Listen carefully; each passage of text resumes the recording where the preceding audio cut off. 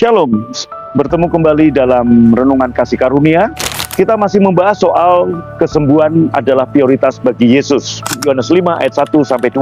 Sesudah itu ada hari raya orang Yahudi dan Yesus berangkat ke Yerusalem. Di Yerusalem dekat pintu gerbang domba ada sebuah kolam yang dalam bahasa Ibrani disebut Bethesda. Ada 5 serambinya. Bethesda artinya rumah kasih karunia. 5 serambi, 5 adalah angka kasih karunia. Rumah kasih karunia adalah gereja. Di rumah kasih karunia, Anda akan menemukan makanan dan persediaan yang melimpah.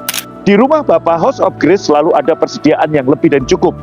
Perumpamaan tentang anak yang hilang, semuanya tentang memberi makan. Jadi saat kita makan makanan di gereja, dengan mendengarkan firman Injil kasih karunia yang dikhotbahkan, kita menjadi kuat dan utuh. Sekarang Anda adalah orang-orang benar Allah di dalam Kristus. Tetaplah istirahat dan jangan berfokus pada usaha Anda sendiri. Alkitab mengatakan karena hukum adalah pengetahuan tentang dosa. Ini tidak berarti bahwa kita tidak menjalani kehidupan yang kudus hari ini. Sebaliknya, semakin kita jatuh cinta kepada Yesus, semakin kita tidak lagi mencintai dosa.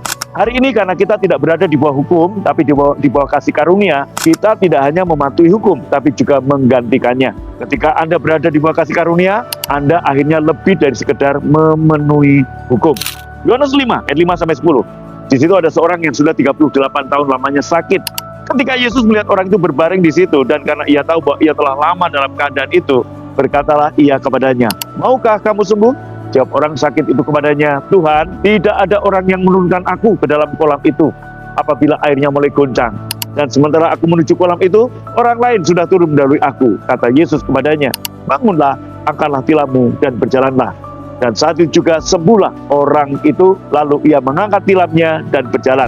Tapi hari itu adalah Sabat, hari Sabat. Karena itu orang-orang Yahudi berkata pada orang yang baru sembuh itu, "Hari ini hari Sabat, dan kamu nggak boleh ngangkat atau memikul tilammu." Cara sederhana yang kita terima dari Tuhan hari ini adalah istirahat dan percaya. Bangunlah, angkatlah tilammu, dan berjalanlah. Anda tidak dapat mengangkat tempat tidur dan berjalan kecuali Anda berdiri. Ini adalah gambaran kedudukan Anda di dalam Kristus. Berdirilah di posisimu.